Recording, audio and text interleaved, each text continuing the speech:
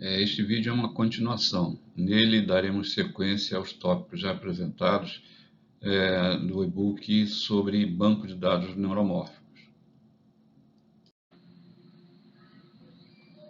Existem várias formas de representação do conhecimento. Nesse vídeo nós iremos mostrar 4 técnicas que são utilizadas. A primeira delas é a representação com o uso da lógica. A segunda, a representação com o uso de redes semânticas, que é uma forma de representação gráfica. A lógica é uma forma de representação simbólica. Outra forma são os frames, que são uma extensão do conceito de rede semântica, onde são agregados outros elementos de representação de conhecimento. E a última são as regras de produção, que seria também uma extensão bastante específica do uso da lógica. Então essas são as formas mais comuns e serão apresentadas nesse vídeo. A representação do conhecimento com o uso da lógica, ela pode utilizar vários tipos de lógica. Nesse vídeo nós vamos mostrar 3 formas de representação da lógica. O primeiro deles é a lógica proposicional, é a mais simples de todas. A lógica dos predicados, que é uma extensão da lógica proposicional, e a lógica modal, que por sua vez é uma extensão da lógica dos predicados. Os métodos lógicos permitem, a representação do conhecimento de uma forma estruturada e bastante rigorosa. Vai permitir o raciocínio e a inferência precisas com o uso de sistemas especialistas, que é um tipo de sistema de raciocínio automatizado, é um sistema baseado em conhecimento. Bom, a razão pela qual a lógica é relevante para a representação e o raciocínio com o uso do conhecimento é que ela estuda, as relações chamadas relações de implicação.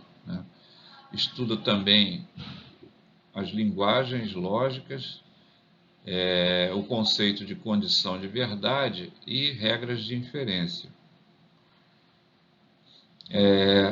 A lógica ela tem uma importância central na representação do conhecimento, mas existem visões alternativas, como as que nós iremos mostrar a seguir nesse vídeo.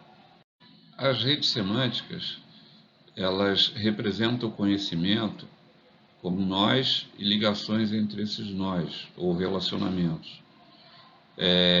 Esses nós e esses relacionamentos vão formar uma estrutura de grafo. Nós também podemos dizer que uma rede semântica é um grafo semântico. Esses 2 nomes são intercambiáveis, onde a semântica ou significado vai ser expresso por meio do nome dos nós e do nome dos relacionamentos entre esses nós. Isso é importante. Na representação do conhecimento, uma rede semântica ela deve ser construída antes da representação com o uso da lógica, que nós mencionamos no segmento anterior. Uma vez que as regras são capturadas por meio da lógica, elas se baseiam em fatos, e esses fatos são os relacionamentos que são representados nas redes semânticas. As redes semânticas são comumente utilizadas no processamento de linguagem natural e em sistemas baseados em conhecimento.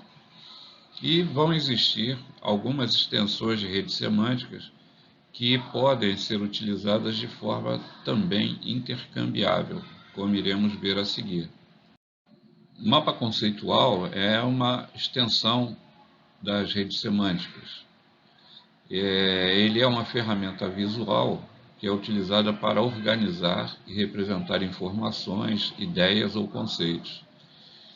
Então, um mapa conceitual ou concept map, ele é um diagrama que liga diferentes conceitos ou ideias através de uma série de linhas ou links ou relacionamentos e nós rotulados. Muitas vezes se utiliza no mapa conceitual cores diferentes, símbolos e imagens para ajudar a ilustrar e organizar as conexões entre os conceitos.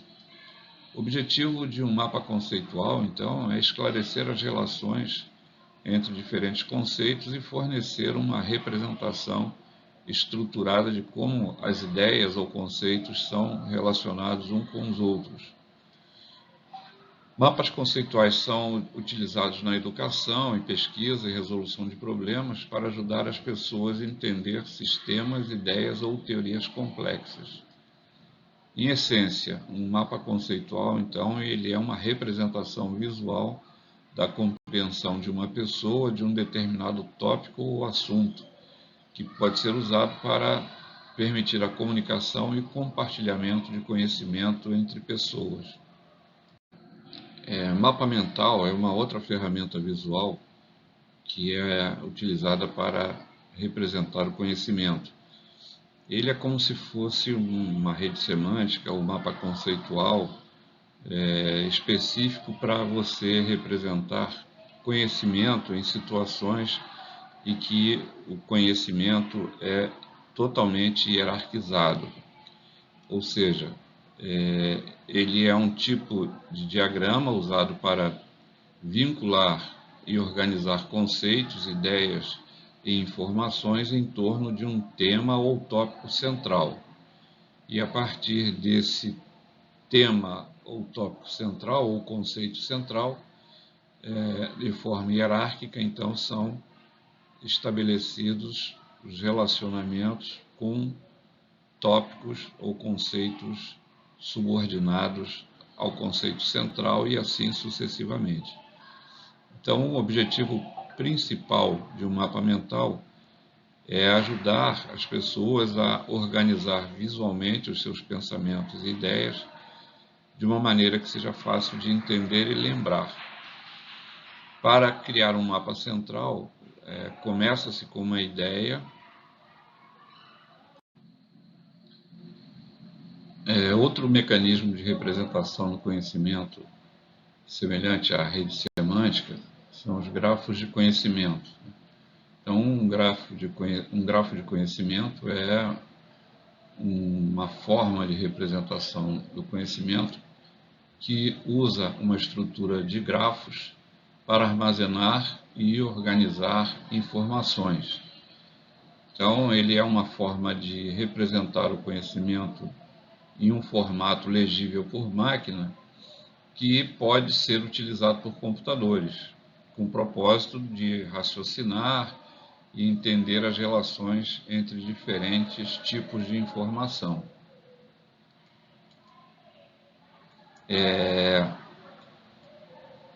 Então, um grafo de conhecimento e uma rede semântica, eles são muito semelhantes, na medida em que ambos representam uma rede de entidades do mundo real e mostram as relações entre essas entidades.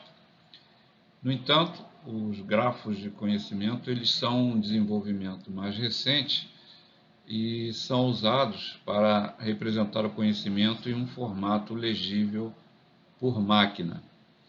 Ou seja, o grafo de conhecimento ele pode ser usado por computadores para raciocinar e entender as relações entre diferentes informações.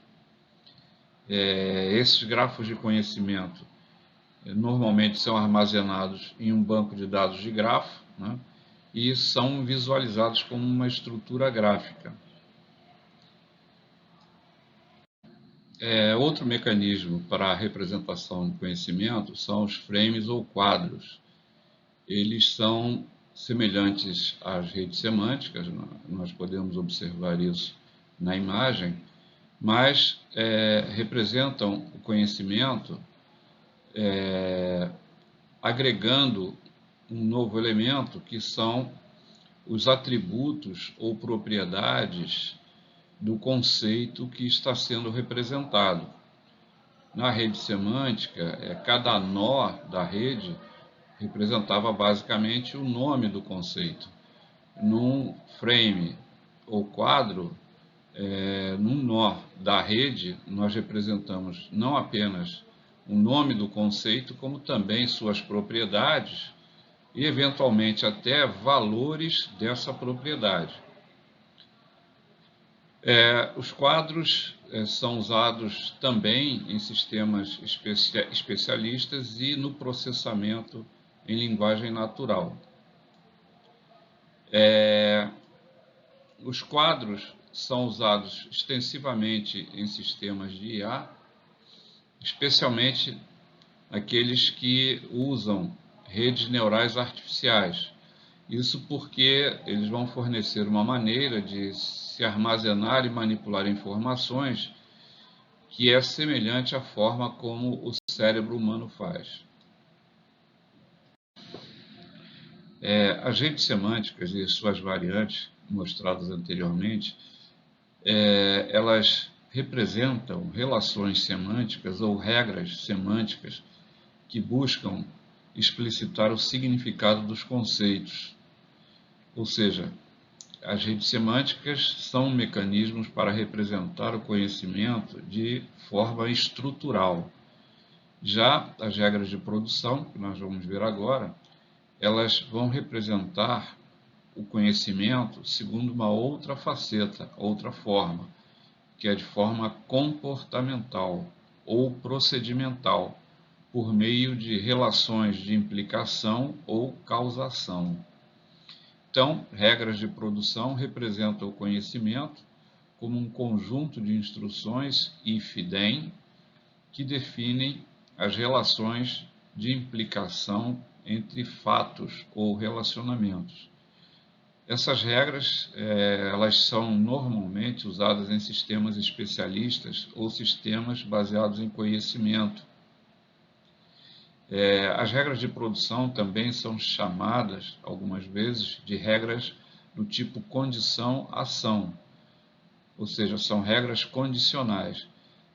Se a condição de uma regra for verdadeira de acordo com os dados armazenados no banco de conhecimento naquele momento, a ação associada à regra será executada. Essas regras de produção, elas são armazenadas na base de conhecimento, mas sem que haja uma obrigatoriedade de uma ordenação entre as regras. Isso significa que a sequência na qual as regras são aplicadas depende do estado atual dos dados armazenados no banco de conhecimento.